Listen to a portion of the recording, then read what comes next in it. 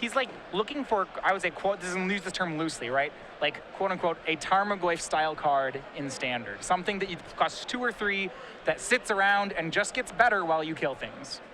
So his opponent, Max Tietze, former Invitational winner himself, he is playing the green-black Dredge deck. Now, this is a deck we saw a lot of for a couple months, basically when Temple of Malady got released. Haven't seen a lot of it since. The base of the deck is Satyr Wayfinder, Commune with the Gods, and Grizzly Salvage. That's your base for filling up your graveyards. Your payouts from there, a couple copies of Whip of Erebos, Gerard, Night Howler, and so forth. So yeah, it can play a conventional, you know, just kind of cast my stuff, and some of it's going to be big and pretty powerful, but it does also allow for games where it does some powerful graveyard stuff. Cards like Night Howler, Nemesis Immortals, facilitated by all the self-milling effects. I actually played on stream a fair amount of green-black Dredge. That was what I was playing on Moto for about a month after its release there. The deck is pretty powerful. It does have some holes. One that's going to have here is that Hoogland has 4 Scavenging Ooze after board. And the deck doesn't really have a way to, its way to deal with that is Shadowborn Demon, which is not a great way to deal with it. There are a couple copies of Ultimate Price and Abrupt Decay and Max's sideboard if we brought him in, so he's not just dead to a Scavenging Ooze, but you are right, that is a very problematic card for Max in the matchup. But that said, like a Jund deck that's on this like removal Tarmogoyf plan, like Dredge should be excellent against it. Yeah. You know, so it's a lot of the same stuff, but the graveyard deck has so much more powerful synergies, and a Jund list is likely to give you the time to allow that to develop. The graveyard deck's not playing fair as far as drawing cards is concerned. So we see a turn 2 Caryatid from Max, and he's going to get Thought Seized on turn 2 by Jeff. He has a 3rd land, an Ultimate Price, a Night Howler, and a Nyx Weaver right now. Nyx Weaver, one of the mill engines of the deck. It's kind of this hybrid card where it's not a straight mill card and it's not a straight threat. It mills you a little bit and then eventually finds you a threat. It is not much of a threat. No, it's interesting because, you know, like I oftentimes think of the deck as like big hits and enablers, and this guy's like a little bit of both. And a 2/3 reach creature lines up kind of nicely against Blue Devotion. Yeah, they have a lot of some bonus there. 2/3 flyers and so forth, so it does do some work in that matchup. There's a couple matchups, actually against like mono black aggro. Okay, he's a 2/3, which is pretty big. He has reach, which is good, and he's a black creature, which isn't shabby. Yeah, you can't Doomblade it, you can't Ultimate Price it. And swinging through it's not trivial. Yeah. So like he's actually good again. He happens to be good in a couple matchups, in addition to being a graveyard creature. And he's the card that Jeff is going to take. I mean, playing aggressive decks, I've definitely just lost games to Nightveil Spectre being a 2/3. Right. So, I mean, those stats line up very nicely against a variety of standard decks right now. All right, Satyr Wayfinder is the draw and the play for Max. I'm going to Commune with the Gods, so he's going to actually get to keep one of these. Commune with the Gods can keep creature or enchantment, so he's going to have the option between Lifebane Zombie and Satyr Wayfinder. Lifebane Zombie is a threat, which would be pretty good here. Right now, the only threat he has is a Night Howler.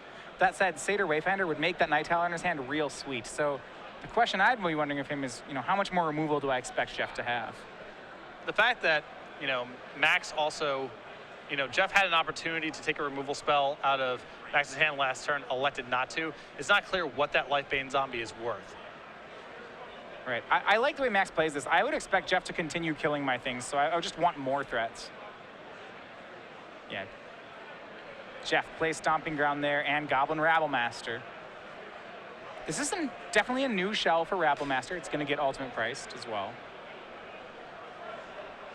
Yeah, Jeff's deck with all this removal, just kind of looking for an individually impactful thing, as you mentioned. And now we get to look at Jeff's hand. He has 2 more lands, 2nd Rabblemaster, Ultimate Price, and Golgari Charm.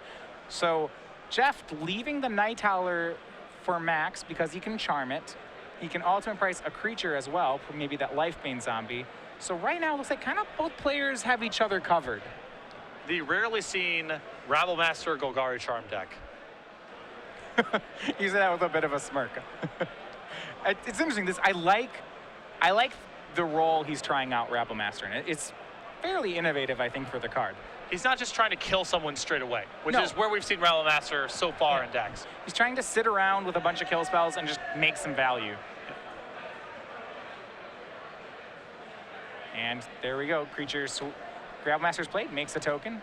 Swings itself into Sylvan Caryatid, and Jeff's got to be pretty happy with that. Anytime you can swing a token and not have it die, Rabblemaster starts to look pretty good. And a lot of what you were describing about the philosophy of Jeff's deck looks like it may manifest this game. Right, he's just going to sit here and kill. Right now, like, this is what Jeff wants to do, right? He's going to sit here and kill Max's things for a while and make some goblins. Night Howler is the play from Max. He's going to swing. Remember, that counts both graveyards, so it's 3 from the zombie, 1 more from Rabblemaster, 1 from Nyx Weaver, and 1 from Satyr Wayfinder. That's going to be a total of 6. Though, again, Jeff can clean this up incidentally. Yeah, he does have the Golgari Charm. And an ultimate price as well. Yeah. Jeff's taking some damage from his own lands here. So he actually is down to 10. He has to be a little concerned, but this Rabblemaster is working. Look, it's swinging for 6 right now, or for 5 after the blocks. Jeff traditionally takes a lot of damage off of his own lands. This is not new territory for him. No. All right, Max with the draw for the turn. And he's got to know that this Lifebane zombie attack is certainly not working. It'll get ultimate priced. Jeff does not leave up Golgari Charm mana, so.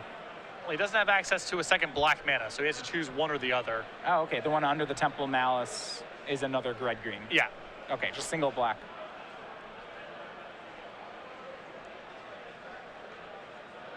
And one of the 2 Nemesis of Mortals now cast for Max. Remember, because he has 3 creatures in the yard, that Nemesis only costs 3. It's a 5/5 that now for 6 mana instead of 9 will monster into a 10/10. And Jeff just used his ultimate price as well, so not clear he can answer this straight away. Yeah, he can.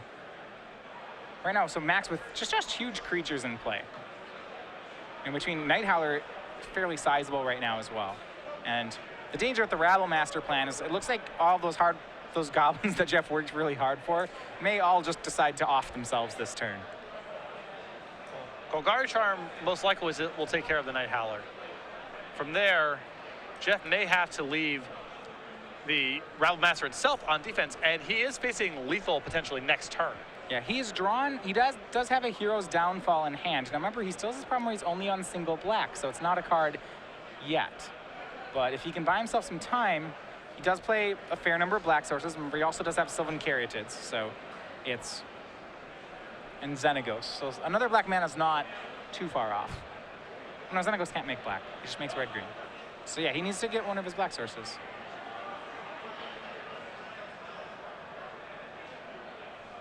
Ooh. Jeff looks like he's executing his game plan here. It's just, will he get kind of randomly overpowered? Now, something to keep in mind here, if Jeff ends up chump blocking with the Rabblemaster, then the must attack clause is taking off the tokens, and he has a lot of time to find a second black mana. I think he's going to swing he might swing. There's a moment where I thought he might swing the Rabblemaster. It is a 5 on the attack. And I don't think any of Max's guys are actually bigger than 5. But it's just the goblin swinging. Max is going to block all of them. And take 0. Jeff's hurt a little bit by his own mana right now. And he does have the Xenagos, so he's going to have chump blockers for a while. And you can hold off. One thing is you can hold off Nemesis of Mortals that way. A lot of these synergistic graveyard cards aren't particularly powerful in their own rights. You know, Nemesis of Mortals is just big, and so is Night Howler. Yeah, no trample, no evasion. It's just a big just thing. Big. You can chump them. There is a danger, and this is a pretty real one. Max does play 2 Whip of Erebos in his deck, and that's where that's like the ultimate late game for this black-green dredge deck, because they get a whip in play, and then just these guys become nightmares. Yeah, Jeff can chump block for as long as he wants to, but he's not going to be able to pull up in the damage race. No, and Max always has great stuff to whip back, too. It's certainly one of the better whip decks. It's a little slow, it's a little cumbersome, but once it gets online, this deck can really maximize it. I think the deck fell off a bit, especially when blue-white moved to planar cleansing. That was pretty rough for this deck. You know, Azorius Charm was already a very good card against what you were doing. But Night Howler, the fact that you had all these bestow things in Night Howler and Herald of Torment gave you some leeway to maybe play around that kind of stuff. But having played a bunch with both blue-white and green-black, I know the planar cleansing was not good for this deck. Yeah.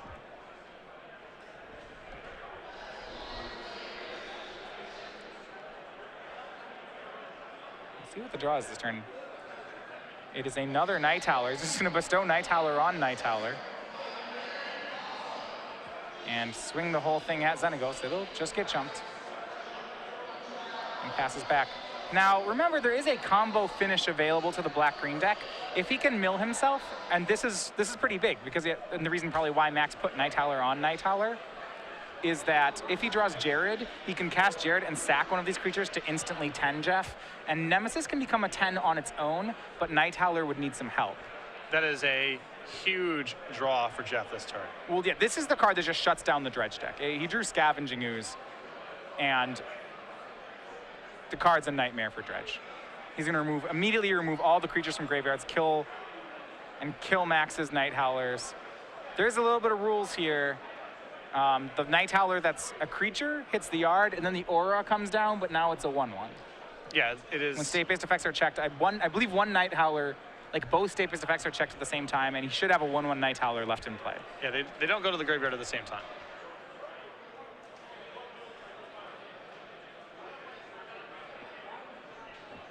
This is the kind of thing where I would call a judge, just to be sure, but my hunch as a level 0 judge, but someone who plays some Magic, is that I believe Max has a 1/1. I agree with you, though, for whatever it's worth, I've learned not to be too presumptuous about bestow cards. Yeah, I definitely agree. So right now, I believe we're going to get a judge ruling on this one. Remember, these matches do have a table judge for them. We'll let you know when we get that one. I'm not going to... Yeah, I think Jeff was about to assume that he should call a judge there, and then thought better of it because it just doesn't work the way that he wants it to. All right. Well, one thing Jeff can do is plus the Xenagos to make green mana, eat the Night Howler that's in the yard, then when the other one dies, and eat that one too. And that's what Jeff's going to go ahead and do. So 5 creatures eaten this turn means Jeff's up to 6. Jeff's 6 creatures eat, or 5 creatures eaten means he's up to 16, and has a Scavenging Ooze in play.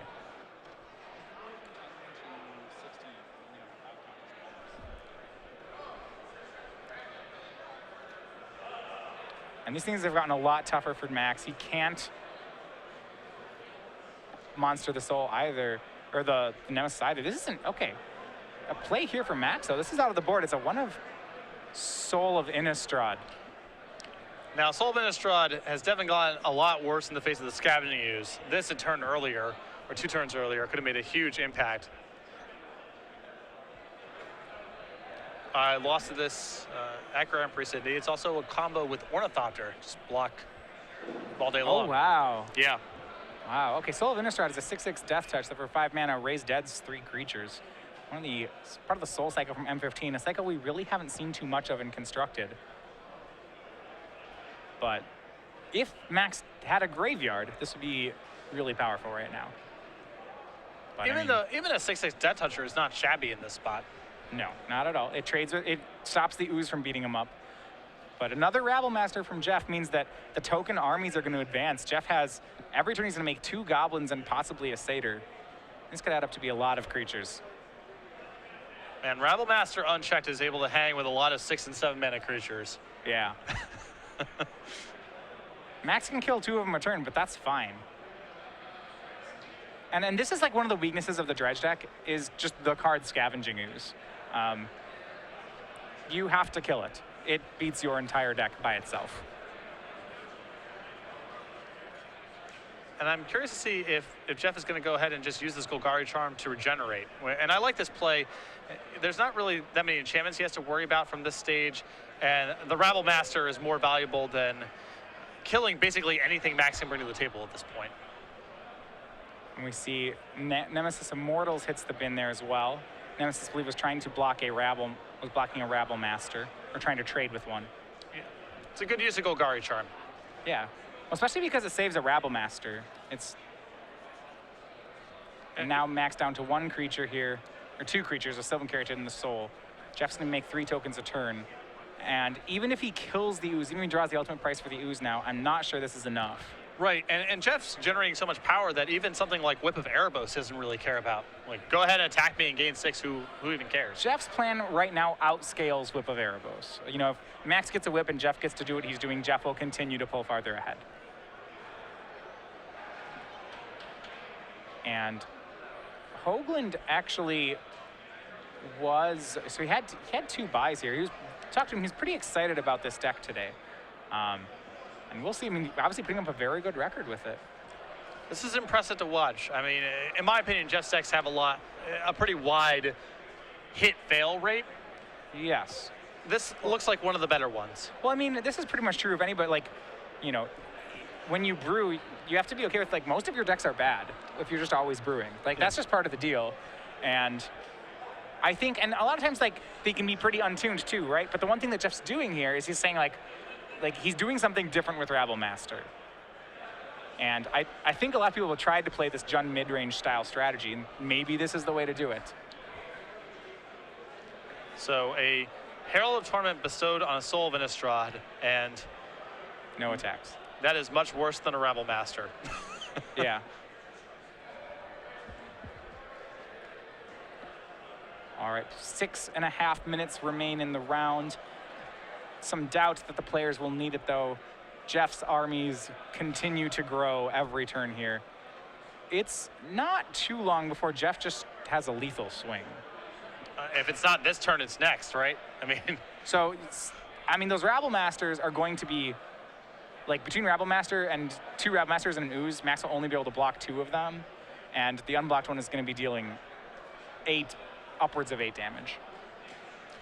I think the only question here is Jeff willing to just run the Scavenging Ooze in to this 9/9? Is that block something he's willing to accept? I believe it is lethal this turn. Jeff, the token armies assemble. Jeff shows he had 2 more Heroes Downfalls. But the ooze draw was enough to get there rather than getting the second black. And Jeff Hoogland at 7-1, making a strong move into day 2. Pretty much the ideal Jeff win there. Winning with a weird mixture of cards.